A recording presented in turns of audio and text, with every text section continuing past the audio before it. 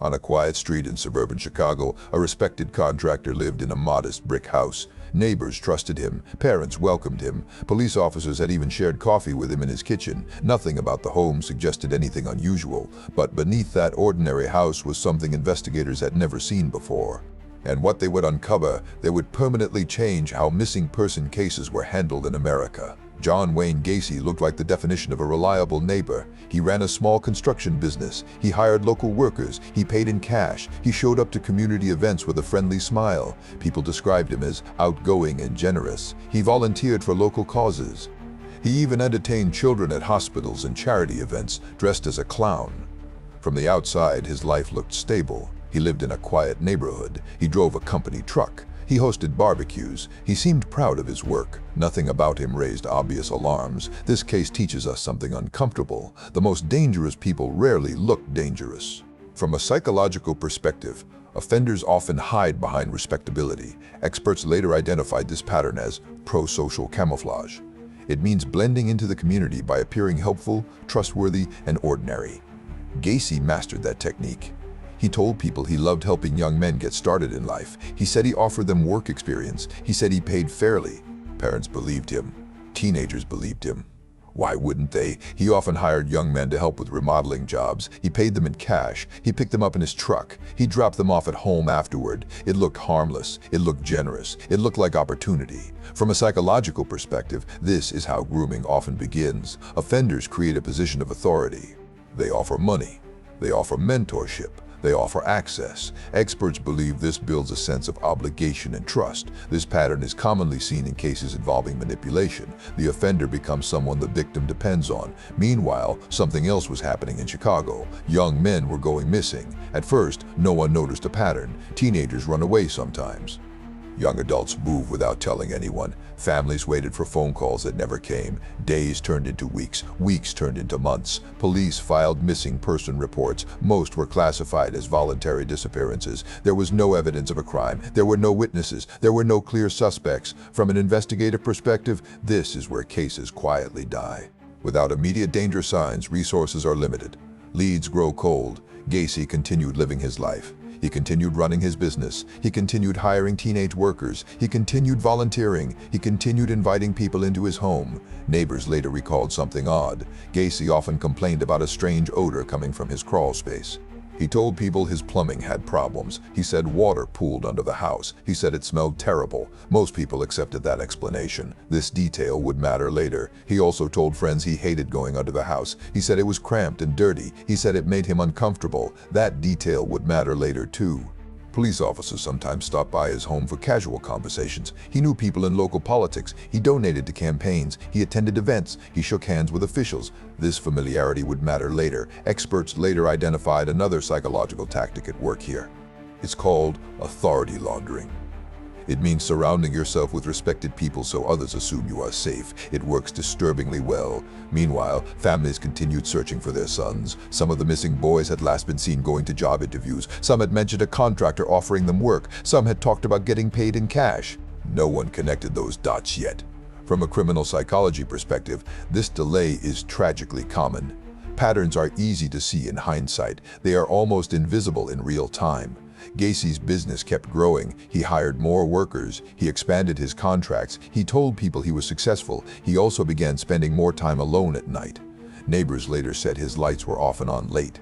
They heard noises from the house. They assumed he was working. No one thought to question it. Why would they? He looked like a good neighbor. He acted like a good neighbor. He talked like a good neighbor. This case teaches us about cognitive bias. People believe what fits their expectations. When someone looks respectable, we interpret their actions through that lens. That's called the halo effect. It protects predators.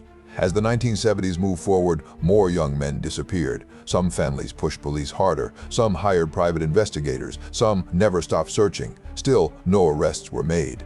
Gacy remained untouched. He continued offering work. He continued paying cash. He continued building trust. From a psychological perspective, offenders often escalate slowly. They test boundaries. They see what they can get away with. Each success reinforces their behavior. Experts believe this creates a dangerous feedback loop. Meanwhile, the crawl space odor complaints continued. Neighbors joked about it. Friends teased him. He laughed it off. That smell would matter later. In early March of 1978, a 15-year-old boy named Robert Peast walked out of a pharmacy where he worked. He told his mother he was meeting a contractor about a job. He said he would be home soon. He never came back. His mother reported him missing that evening. For the first time, police had a name. They had a timeline. They had a person of interest. The contractor who offered him the job was John Wayne Gacy. And that's when everything began to change. Robert Peast was 15 years old. He worked part-time at a pharmacy in Des Plaines, Illinois. Friends described him as polite and responsible. He helped his parents at home. He saved his money. He had plans for the future. On a cold evening in early March of 1978, Robert was finishing his shift. His mother arrived to pick him up. She waited inside the car. Minutes passed. Robert didn't come out. His mother walked into the pharmacy. She asked the manager where her son was. The manager looked confused. He said Robert had just stepped outside to speak with a contractor about a job. The contractor's name was John Wayne Gacy. Robert never returned. By early evening, his mother contacted police. She told them her son had gone outside to meet a man about work. She said he had promised to be right back. He never came back. Police officers arrived at the pharmacy. They interviewed employees. They took statements. Several witnesses said they saw Robert speaking with a heavy-set man near the front door. They described the man as calm and confident. They described his truck. They described his name. It was John Wayne Gacy. From an investigative perspective, this was unusually specific. Most missing person cases begin with almost no information. Here, police had a name within hours. That detail would change everything. Officers went to Gacy's home that same evening. He invited them inside. He offered them drinks. He sat comfortably at his kitchen table. He told them Robert had left with another contractor. He said the boy changed his mind about the job. He said he dropped him off near the pharmacy. From a psychological perspective, his behavior was telling. He didn't seem nervous. He didn't ask many questions. He acted cooperative. Experts later identified this as impression management. Offenders often remain calm to project innocence. It works surprisingly well. Police asked to search his home. He agreed. They looked around quickly. They saw nothing unusual. There was no sign of Robert. They left. From a procedural perspective, this is a critical moment. Without probable cause, police cannot search thoroughly. Consent searches are brief and limited. That limitation would matter later. The next morning, Robert's mother returned to the pharmacy. She asked more questions. The manager told her something new. Gacy had come back that night. He asked if Robert had returned. He seemed nervous. That detail raised alarms. Police returned to Gacy's home. This time, he refused consent to search. That change in behavior was significant. From a behavioral analysis perspective, sudden shifts often signal stress. Experts believe this reflects fear of discovery. Police placed him under surveillance. They followed his truck. They monitored his movements. They began checking his background. They discovered he had a previous criminal conviction from years earlier. That discovery deepened their concern. From an investigative psychology perspective, prior offenses increase risk assessment levels. It changes how officers interpret behavior. Meanwhile, police searched nearby rivers and wooded areas for Robert.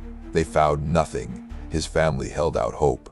They waited for phone calls that never came. From a psychological perspective, ambiguous loss is one of the most painful experiences for families. Not knowing creates constant anxiety. Police questioned Gacy again. He repeated his story. He said Robert left with someone else. He said he didn't know what happened to him. His timeline didn't quite match witness statements. He contradicted himself on small details. From a forensic interviewing perspective, these inconsistencies matter. Truthful people usually tell the same story each time. Experts believe repeated small contradictions indicate deception. Police requested a search warrant. They didn't have enough evidence yet. They needed something physical, something concrete. Days passed. Then police received a tip. A witness said Gacy had shown him a ring. It was a high school ring. The initials inside were RP. Police obtained a warrant. They searched Gacy's home again. This time, it was thorough. They found the ring. They found clothing that didn't belong to him. They found items that suggested other young men had been in the house. From a forensic perspective, personal objects are powerful evidence. They link people to locations. Gacy denied knowing where the ring came from. He said someone else must have left it there. From a psychological perspective, this is called plausible deniability. Offenders claim ignorance when confronted with evidence. It rarely holds up. Police showed the ring to Robert's mother. She identified it immediately. It belonged to her son. This moment changed the investigation. From an emotional perspective, this was devastating. It meant Robert had been inside Gacy's home. It meant he hadn't just walked away. Police intensified surveillance. They followed Gacy day and night. They examined his trash. They took soil samples from his yard. They looked for anything that could explain the odor complaints. They found traces that concerned them. From a forensic perspective, soil composition can reveal disturbance. It can show digging. It can show decay. Experts later identified this as an early use of forensic soil analysis. Then something else happened. Gacy began acting erratically. He lost weight. He slept poorly. He drank heavily. He told friends police were harassing him. From a psychological perspective, this pattern is common when offenders feel control slipping away. Stress breaks down their ability to maintain a facade. And then police found something else inside his home. Something small, something personal, something that didn't belong to him. It was another piece of jewelry. And it belonged to a boy who had disappeared years earlier. Police surveillance of John Wayne Gacy became constant. Officers followed his truck. They tracked his daily routines. They watched who entered and who left his home. Gacy noticed. He began acting differently. He drove erratically. He took long, unnecessary routes. He stared at cars behind him. From a psychological perspective, this behavior reflects rising paranoia. Experts believe it signals fear of exposure. Meanwhile, forensic teams analyzed the soil samples taken from his yard. They noticed something unusual. The soil showed signs of repeated disturbance. From a forensic perspective, this suggested digging. It suggested that the ground had been opened and filled again. That detail raised a terrifying question. What was buried there? Police returned to Gacy's home with another warrant. This time they focused on the crawl space. Officers noticed a strong odor. It wasn't sewage, it wasn't mold, it was something else. This was the payoff to a detail planted months earlier. Gacy's complaints about his crawl space were never about plumbing. Forensic specialists entered the narrow space beneath the house. They used flashlights. They wore protective gear. They found disturbed soil. They began digging carefully. They uncovered human remains. This discovery changed everything. From an investigative perspective, this was the moment the case transformed from a disappearance into a homicide investigation. It confirmed the worst fears. Police stopped the excavation. They secured the house. They called in forensic anthropologists. Over the next several days, teams worked around the clock. They removed soil inch by inch. They documented everything. They recovered multiple sets of remains. From a forensic psychology perspective, this suggested a pattern. It meant this wasn't a single incident. It meant there were many victims. Experts later identified this as evidence of a long-term offender. This pattern is commonly seen in cases involving control-driven behavior. Meanwhile, detectives mapped the identities of missing young men. They compared timelines. They looked at last known contacts. A disturbing pattern emerged. Many of the missing boys had last been seen accepting job offers. They had all been paid in cash. They had all been picked up in Gacy's truck. This was the payoff to another early detail. The job offers were never just jobs. From an investigative psychology perspective, this confirmed a grooming pattern. He used work to isolate victims. Experts later identified this tactic as instrumental grooming. Police brought Gacy in for questioning again. This time, he wasn't calm. He looked exhausted. He looked disheveled. His confidence was gone. He contradicted himself repeatedly. He blamed others. He claimed he was being framed. From a behavioral analysis perspective, this collapse is common. When confronted with overwhelming evidence, offenders lose control of their narrative. Then police showed him the ring again. They told him it had been identified as Robert Piest's. He looked away. He went silent. From a forensic interviewing perspective, silence often signals psychological shutdown. It means the person knows the evidence is fatal. Police pressed him. They told him about the remains. They told him about the soil evidence. They told him about the witness statements. And then, just after midnight, he finally spoke. This was the microwave moment investigators had been waiting for. He said, "I guess you could say I'm a devil." This was his first admission of responsibility. From a psychological perspective, this statement is revealing. Offenders often minimize their actions through symbolism. They use metaphors to avoid direct accountability. Over the next several hours, he gave a partial confession. He admitted that multiple young men had lost their lives. He admitted he had harmed them. He admitted he had buried many beneath his home. He claimed others were thrown into a river. From a forensic perspective, this matched physical evidence. Investigators verified his statements against missing person records. They began identifying victims. From a psychological perspective, his confession showed classic traits of narcissism. He centered himself, he controlled the narrative, he withheld details. Experts believe this behavior reflects a desire for power, even after capture.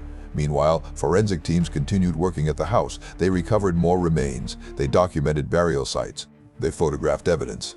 The full scope of the case was still unknown. From a criminal psychology perspective, this kind of compartmentalization is key. He lived a double life. He hosted parties upstairs. He buried bodies downstairs. Experts later identified this as extreme dissociation. It allows offenders to separate actions from identity.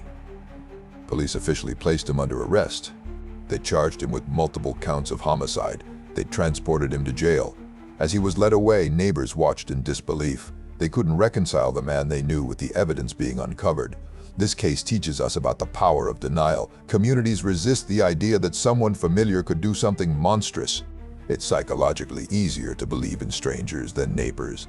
Meanwhile, forensic teams expanded their search. They dredged nearby rivers. They searched forest preserves. They recovered additional remains. The number of victims kept rising.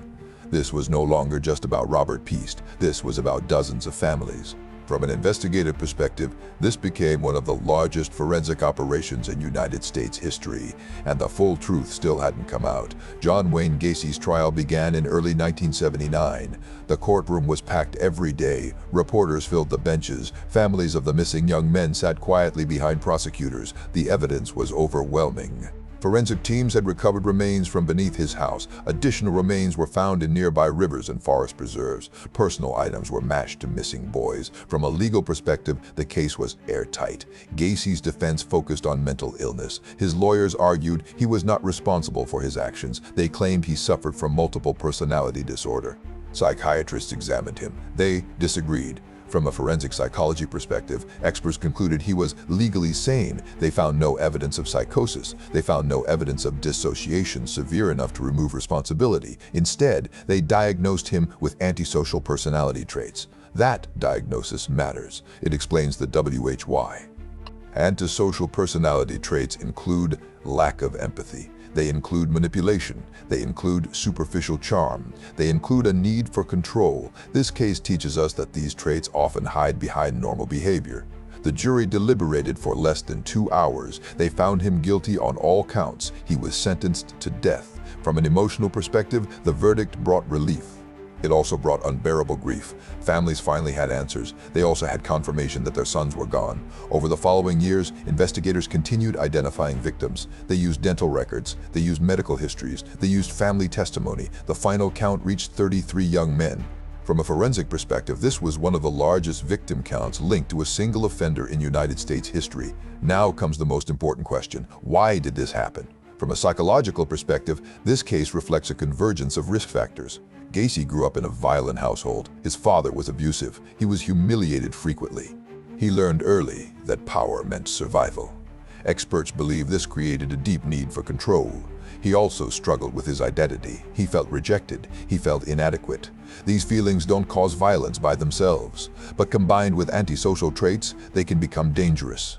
This case teaches us that childhood trauma increases risk. It does not remove accountability.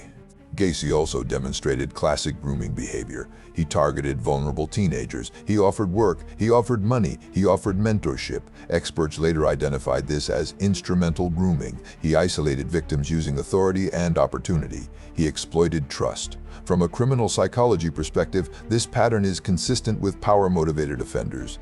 Control, not desire, was the primary driver. He wanted dominance. He wanted obedience. He wanted secrecy. This case changed law enforcement practices. Police departments revised missing youth protocols. They stopped assuming teens had run away. They began tracking contractor hiring patterns. Forensic excavation methods were standardized. Offender profiling became more structured. Interagency communication improved. This case also changed public awareness. Parents became more cautious about job offers. Schools began teaching personal safety differently. Communities learned that danger can look familiar. Warning signs were obvious in hindsight. Cash job offers to teens, isolation of young workers, complaints about strange odors, too much access to minors, frequent late-night activity, sudden behavioral changes. This case teaches us to trust patterns, not personalities. From a psychological perspective, predators rely on politeness. They rely on disbelief. They rely on hesitation. They rely on silence. The families of the victims created memorial foundations. They pushed for better missing person laws. They advocated for youth protection programs. Their pain created change. Gacy spent more than a decade on death row. He gave interviews. He minimized his actions. He blamed others. Experts later identified this as narcissistic deflection. He was executed in the mid-1990s. He never expressed genuine remorse. From a psychological perspective, this lack of remorse is a defining feature of antisocial personality disorder. This case didn't just expose one offender. It exposed how easily trust can be weaponized. It exposed how institutions fail when patterns are ignored. And it exposed why education saves lives. If there is one lesson from this case, it is this: predators don't look like monsters, they look like neighbors.